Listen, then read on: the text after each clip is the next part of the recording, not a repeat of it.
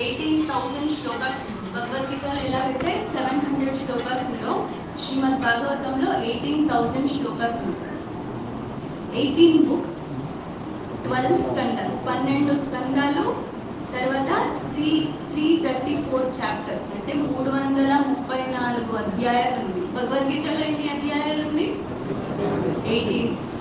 So అలానే శ్రీమద్ భాగవతంలో 334 అధ్యాయాలు ఉన్నాయి, 18,000 శ్లోకాస్ ఉంది. దాంట్లో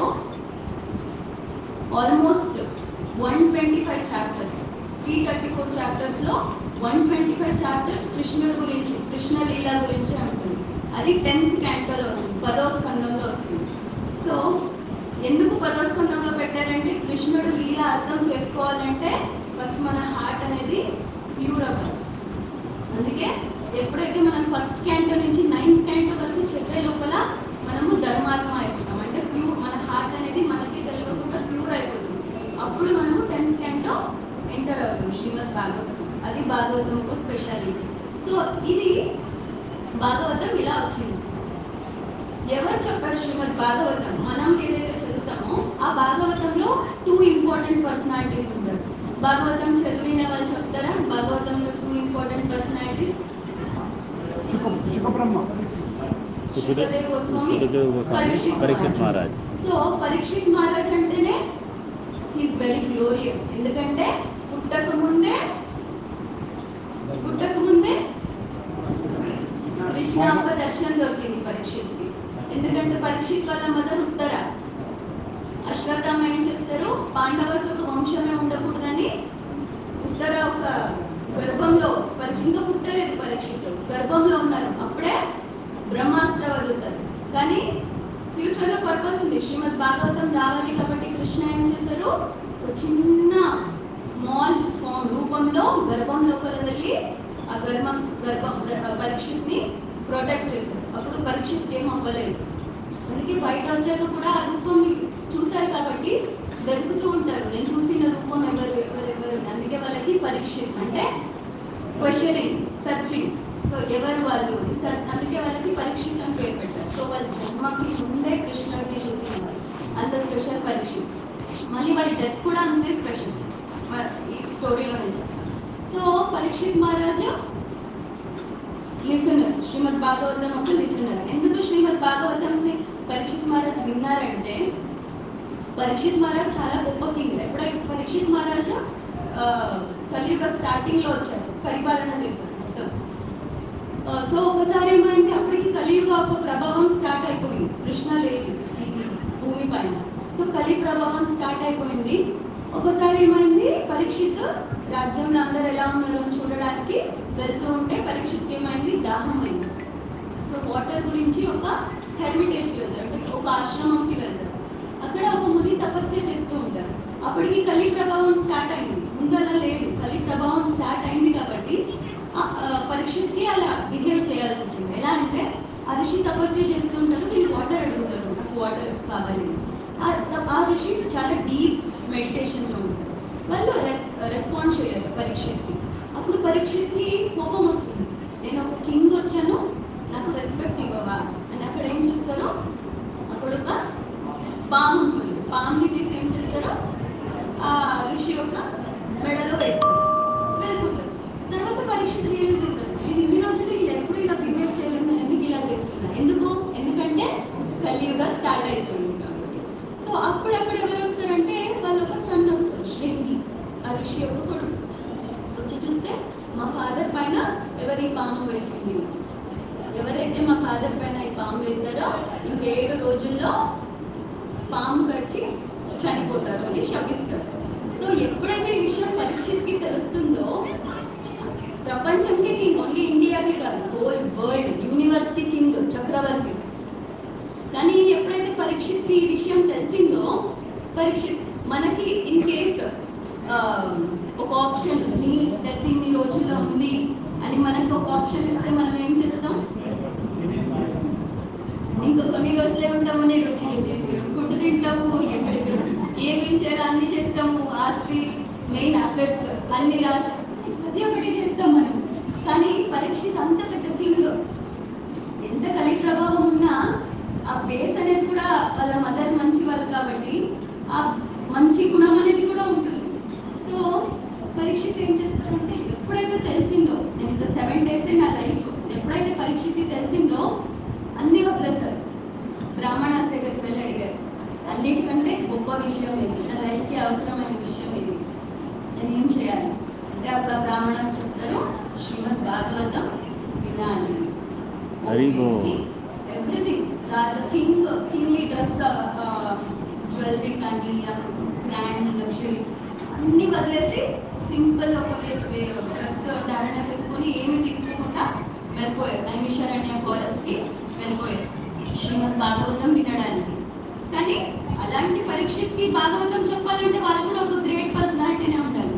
సో ఆ గ్రేట్ పర్సనాలిటీ ఎవరంటే శుకదేవ్ గోస్వామి ఎవరంటే వ్యాస ఒక కొడుకు. ఆ శుకదేవ్ కూడా నార్మల్ పర్సనాలిటీ కాదు. శుక అంటే సాంస్క్రిట్లో ప్యారెట్. సో ఆ ప్యారెట్ ఎవరంటే స్వయం శ్రీమతి రాధారాణి యొక్క ప్యారెట్. సో ఆ ప్యారెట్ ఏం చేస్తుందంటే శ్రీమద్ భాగవతం అనేది శివ ఇంకా పార్వతి ఎప్పుడు డిస్కషన్ చేసుకుంటూ ఉంటారు. శివ పార్వతి ఎప్పుడు శ్రీమద్ భాగవతమే డిస్కస్ చేసుకుంటారు, వేరే దేని గురించి డిస్కస్ చేయరు. అందుకే వాళ్ళ రిలేషన్షిప్ అనేది మంచిగా ఉంది, శివ ఇంకా పార్వతి. సో భాగవతం డిస్కషన్ చేస్తూ ఉంటే అక్కడ శుక అనే ప్యారెట్ కూడా అక్కడ వచ్చి వింటూ ఉంటుంది శ్రీమద్ భాగవతం. సో ఏమైంది, భాగవతం శివ చెప్తున్నారు పార్వతికి నిద్ర వచ్చేసింది. అది క్యాజువల్ కదా, అప్పుడు నిద్ర వచ్చేసింది చాటింగ్. కొద్దిసేపుకి శివకు డౌట్ వస్తుంది, వాయిస్ ఏమో డిఫరెన్స్ ఉంది కదా అని. సడన్ గా తిరిగి చూస్తే అక్కడ ఎవరున్నారు, పార్వతి పడుకున్నారు, ప్యారెట్ ఉంది. అప్పుడు శివకు కొంచెం కోపం వచ్చింది, నేను చెప్తున్నా వినట్లేదు. అప్పుడు ఇట్లా రియాక్ట్ అయినప్పుడు ఆ ప్యారెట్ అనేది ఫ్లై చేసుకొని వచ్చేసింది. ఎక్కడ వచ్చిందంటే అక్కడ వ్యాస ఒక వైఫ్, వ్యాస ఒక భార్య బతిక, ఆమె ఆవిడిస్తూ ఉంటుంది, యానింగ్ చేస్తూ ఉన్నప్పుడు ఆ ప్యారెట్ అనేది వాళ్ళ నోట్లో ఎంటర్ అయిపోతుంది. కలియుగంలో ఇవన్నీ పాసిబుల్ కాదు, ఒకప్పుడు ఇవన్నీ it is common. So enter అయిపోతుంది. కానీ ఆ శుక ప్యారెట్ ఎంతైనా మనిషి కాదు, ప్యారెటే. కానీ ఆ భాగవతం గురించి ఆ టేస్ట్ అనేది ఆ ప్యారెట్కి ఉంది. 16 years వాళ్ళ మదర్ కడుపులోనే ఉంటుంది. ఎందుకంటే నేను బయట వస్తే ఫస్ట్ శ్రీమద్ భాగవతమే చెప్పాలి, ఇంకేం లేదు. సో బయటికి రారు. 16 years తర్వాత ఎప్పుడైతే బయటికి వస్తారో ఆల్రెడీ గ్రోన్ అప్ ఉంటారు, ఏం చూసేలేదు, జస్ట్ వెళ్ళిపోతారు ఫారెస్ట్. షుగర్ డ్రెస్ ఏమి ఉండదు, జస్ట్ అట్లనే వెళ్ళిపోతారు. ఎక్కడికి వెళ్తారంటే నైమిషారణ్య ఫారెస్ట్ వెళ్తారు. అక్కడ 2 great personalities మీట్ చేస్తారు, శుకదేవ్ గోస్వామి ఇంకా పరీక్షిత్ మహారాజ్ మీట్ చేస్తారు.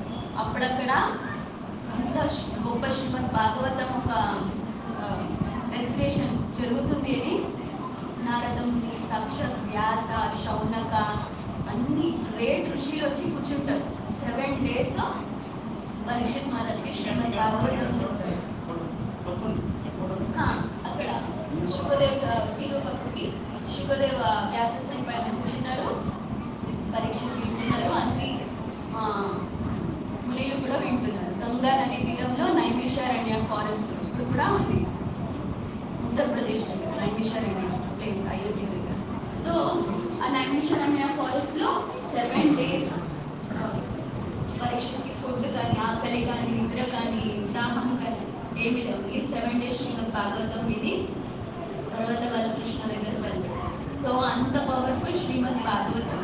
మేము నిజంగా సిన్సియర్గా పరీక్ష లాగా 7 days వింటే మనం కూడా వెళ్ళగలుగుతాం. కానీ ఏముండాలి, నమ్మకం ఉండాలి. వెళ్ళగలుగుతామా అనే ఒక క్వశ్చన్ వచ్చిందంటే ఎప్పుడో ఒక స్టోరీ చెప్తారు కదా, వాటర్ పైన ఆ బాల్ తీసుకొని వచ్చే ఆమె అయితే వెళ్ళిపోతుంది. ఎందుకంటే ఆమెకి బ్రాహ్మణ ఒక మాటల పైన నమ్మకం ఉంది, అదే చెప్పిన బ్రాహ్మణకి నమ్మకం లేదు. సో వాళ్ళు లోపలికి వెళ్తారు. సేమ్ నమ్మకం ఉండేటుంటే ఖచ్చితంగా శ్రీమద్ భాగవతం.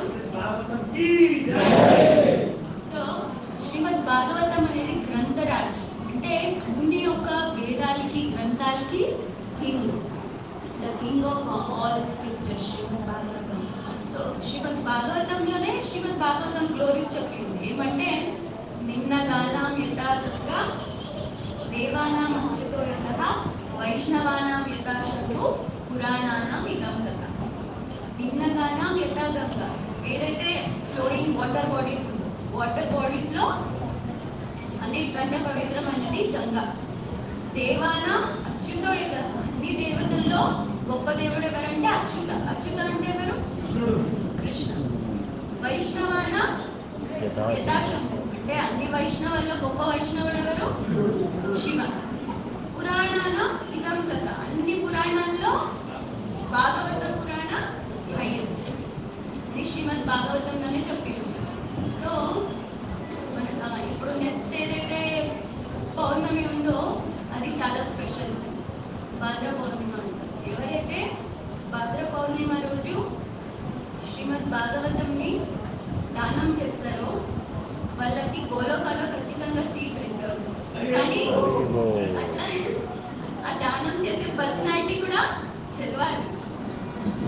దానం చేసిన వాళ్ళు చదవాలి, దానం తీసుకున్న వాళ్ళు చదవాలి. అప్పుడు నేను దానం చేసేసాను, నా సీట్ రిజర్వ్ అయిపోయింది, నేను ఇంకేం భక్తి చేయను, ఎంజాయ్ చేసుకుంటా అంటే కుదరదు. ప్రతి ఒక్కటి ఫాలో చేయాలి. సో మనం భాద్ర పౌర్ణిమ రోజు ఏం వావ్ తీసుకోవచ్చు అంటే శ్రీమద్ భాగవతంని చదవడానికి ప్రయత్నం చేస్తాను. ప్రామిస్ తీసుకోవచ్చు ఎవరైతే కొత్తగా స్టార్ట్ చేయాలనుకుంటారు. So in the special Srimad Bhagavatam,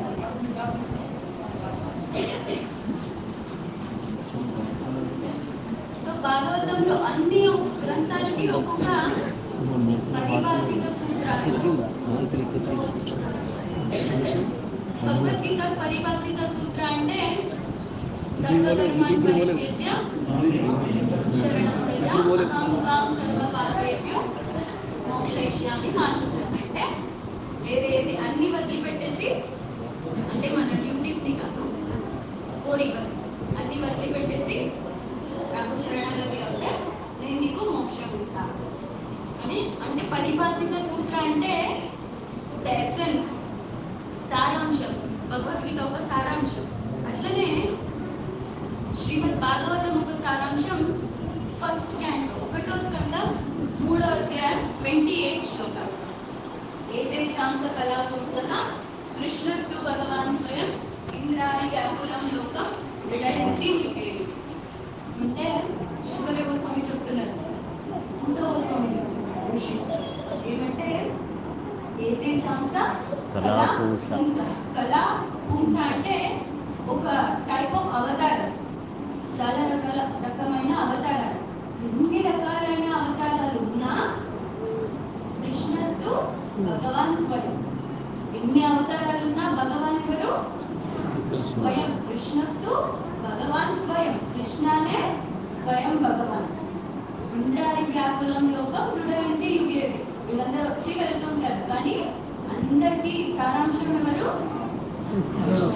ఇది బ్రహ్మ సంహితలో కూడా చెప్తారు. దీపార్చిరేవని దశాంతరమోపేది అంటే ఒక దీపం ఉంది, ఒక దీపం నుంచి ఎన్ని దీపాలైనా వెలిగించుకోవచ్చు. అలానే ఆ మెయిన్ ఏదైతే దీపం ఉందో, క్యాండిల్ ఏదైతే ఉందో అది కృష్ణ.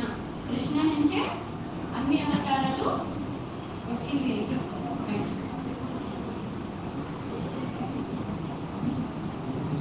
సో శ్రీమద్ భాగవతం ఒక పరిభాషిత సూత్రం, అంటే సారాంశం కూడా అదే. ఏమంటే కృష్ణనే స్వయం భగవాన్, ఇంకందరూ కూడా అవతార్స్ అని శ్రీమద్ భాగవతంలో కూడా చెప్పారు. ఇంకా సో వీరందరూ శ్రీమద్ భాగవతం చదవడం ట్రై చేయాలి. అర్థం అవుతుందో లేదో దట్ ఇస్ సెకండరీ. మన లోపల చదవాలి కోరిక ఉంటే ఫస్ట్ మన లోపల కోరిక ఉంటుంది. ఇప్పుడు ఎలాగైతే బుక్ రీడింగ్ అనేది చాలా ఇంపార్టెంట్. ఎలా అయితే మనం రోజు అందరూ గృహస్థాసి, అందరికీ ఫ్యామిలీ ఉంది, రోజు హస్బెండ్తో కొద్ది టైం స్పెండ్ చేయాలి, వైఫ్తో కొద్ది టైం స్పెండ్ చేయాలి, పిల్లలతో కొద్ది టైం స్పెండ్ చేయాలి అని ఉంటుంది కదా. అలాగే ఎలాగైతే మనకు దాని గురించి ప్రయారిటీ పెట్టుకుంటామో అలానే నేను రోజు శ్రీమద్ భాగవతం కూడా రోజు చదువుతా అనే ప్రయారిటీ ఉంటుంది. 1 శ్లోక 2 శ్లోక 1 పేజ్ అట్లీస్ట్ ఒక చిన్న కమిట్మెంట్ తీసుకున్నాను. నేను ఈ రోజు నుంచి డైలీ 1 పేజ్ శ్రీమద్ భాగవతం చదువుతాను. అర్థమవుతుందో లేదో ట్రై చేయండి. చదువుతూ ఉంటే అర్థమవుతుంది. దీన్ని ఎలా చెప్తారంటే ఒక చిన్న ఉంది, సైకిల్ తొక్కడం రాదు, ఫస్ట్ ఏం చేస్తారు, సైడ్ వీల్స్ పెడతారు, పేరెంట్స్ వెనక పెట్టుకుంటారు, పుష్ చేస్తారు, ఆమె పెడల్ చేయరు. తర్వాత కొన్ని రోజులకి నేర్పిస్తారు పెడల్ ఎలా చేయాలి, పేరెంట్స్ పెట్టుకుంటారు. ఇంకొన్ని రోజులకి పేరెంట్స్ వదిలేస్తారు, ఇంకొన్ని రోజులకి సైడ్ వీల్స్ తీసేస్తారు, మళ్ళీ ఆమె అట్లనే ఎక్స్పర్ట్ అయిపోతుంది. అంటే that means we should try. ఒకటే రోజుకి ఎవరు ఎక్స్పర్ట్స్ కాదు, ప్రయత్నం చేస్తూ చేస్తూ చేస్తూ ఉంటే ఒక రోజు మనకు కూడా అర్థమైంది. శ్లోకాస్ కాదా మీకు వచ్చినట్టు చదవండి, ఏం తప్పు లేదు, జస్ట్ చదవండి. మెయిన్ శ్లోకాస్ కంటే ఇంపార్టెంట్ మీనింగ్స్. కొంతమంది అనుకుంటారు నాకు 700 శ్లోకాస్ వచ్చింది గ్రేట్. 700 శ్లోకాస్ రావడం గ్రేట్ కాదు, ఒక్క శ్లోకాన్ని నేర్చుకుని ఆ ఒక్క శ్లోకాన్ని లైఫ్ లో పాటించుకుంటే గ్రేట్. ఎందుకంటే భగవద్గీత అనేది it is not about Shloka competition. Krishna Arjuna మాట్లాడుకున్న భాష, లాంగ్వేజ్, వాళ్ళ లాంగ్వేజ్ సాంస్క్రిట్ ఉంటుంది, వాళ్ళు సాంస్క్రిట్ లో మాట్లాడుకున్నారు. మనకు అర్థమయ్యే విధంలో శ్రీల ప్రభుపాద మన గురించి ఇంగ్లీష్ లో ట్రాన్స్లేట్ చేస్తారు. ప్రాపర్టీస్ అవర్స్ అన్ని లాంగ్వేజ్ లో మన గురించి ట్రాన్స్లేట్ చేశారు. సో మనం దాన్ని యూజ్ చేసుకోవాలి.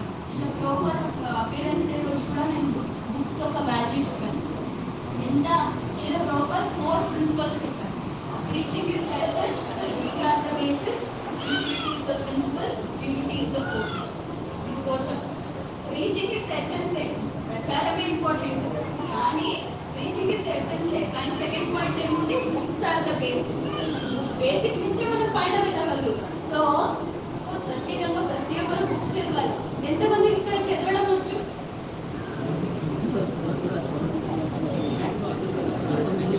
సో అందరికి చదవడం వచ్చు కదా. ఓకే, మీకు పెద్ద పెద్ద శ్రీమద్ భాగవతం 1000 పేజెస్ ఉంది, భయం వేస్తుంది బుక్ చూడడానికి, మా లైఫ్ లో మేము అంత పెద్ద బుక్స్ ఎప్పుడు చదవలేదు అని భయపడితే శ్రీల ప్రభుపాద మన గురించి చిన్న చిన్న బుక్స్ కూడా రాశారు. 100 పేజెస్, 70 పేజెస్ బుక్స్ ఉన్నాయి. కృష్ణుడి పొందే మార్గం, రాజ విద్య, ఇంకా తెలుగులో titles easy journey to other planets, science of self realization, Bhakti Rasamrita సిద్ధి, అలా చాలా బుక్స్ ఉన్నాయి. ఏదో ఒక బుక్ తీసుకొని ట్రై చేయండి. ఉత్తమ ప్రశ్న, ఉత్తమ సమాధానం, easy guide to Krishna consciousness, అలా చాలా బుక్స్ ఉన్నాయి. ఏదో ఒక బుక్ ట్రై చేయండి.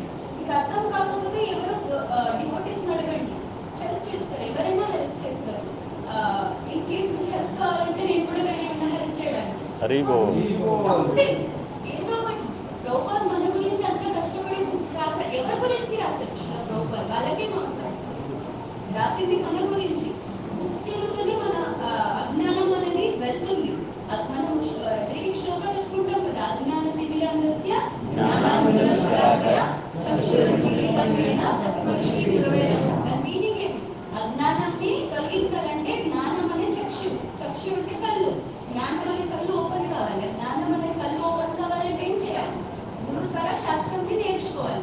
సో మనం ఖచ్చితంగా బుక్స్ చదవాలి. ఇప్పుడు వచ్చి క్లాస్ వింటున్నాం, ఓకే, 7 days, వారం ఒక్క రోజు, అది 1 hour క్లాస్ వింటే సరిపోదు. కంపల్సరీ అందరూ ఇక్కడ ఎవరు కొత్త వాళ్ళు కాదు, 3 years, 4 years, 5, 6 years నుంచి ఉంటున్నారు. ఏం డెవలప్మెంట్ ఉంది మన లోపల? ఇప్పుడు మెటీరియల్లీ చూసుకుంటే నేను లాస్ట్ 5 years కి నేను ఇంత డబ్బు నా దగ్గర ఉండింది, ఇప్పుడు ఇంత డబ్బుని కంపేర్ చేసుకుంటాం కదా. నేను నా లైఫ్ ఎంత డెవలప్ అయ్యాను, ఎంత కొత్త బిల్డింగ్ కొనుక్కున్నా అని అనుకుంటాం కదా. అలానే భక్తిలో కూడా అనుకోవాలి కదా.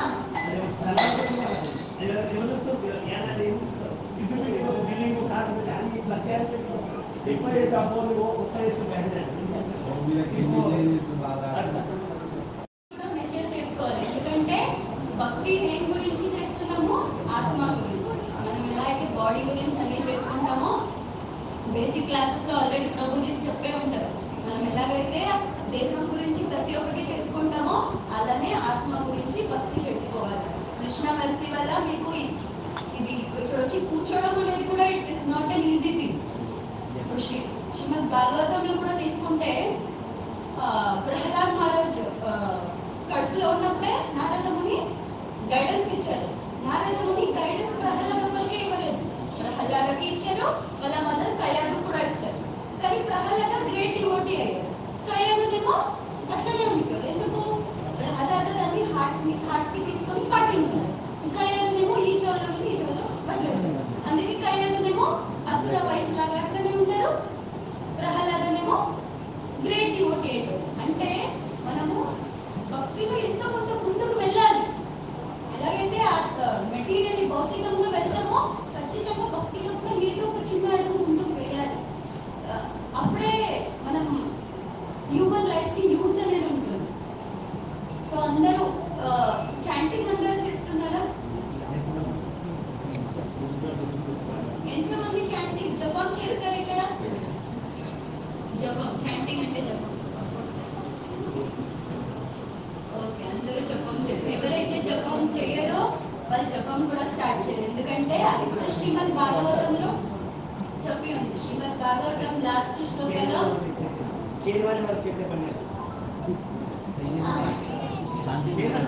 ఓకే, చేయని వాళ్ళు చేయలేపకండి, నెక్స్ట్ వీక్ లోపల చేయండి. నెక్స్ట్ వీక్ కాదు, రేపు నుంచి చేయండి. మంచి పని ఎప్పుడు పోస్ట్పోన్ చేయదు, రావడం చెప్పారు. సో శ్రీమద్ భాగవతంలో కూడా అది చెప్పి ఉంది లాస్ట్ శ్లోకాలు.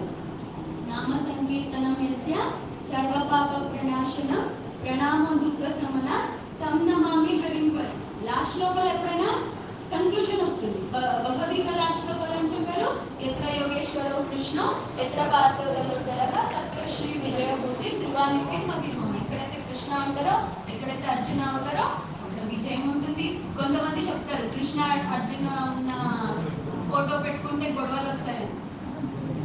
అవన్నీ అబద్ధం. ఎందుకంటే భగవద్గీతలోనే కృష్ణ చెప్పాడు, ఎక్కడైతే ఎక్కడ యోగేశ్వరో కృష్ణ, ఎక్కడైతే యోగాలకన్నీ ఈశ్వరుడు అయిన కృష్ణ ఉన్నారు. యోగేశ్వర అంటే అన్ని యోగాలకి కింగ్ ఈశ్వర.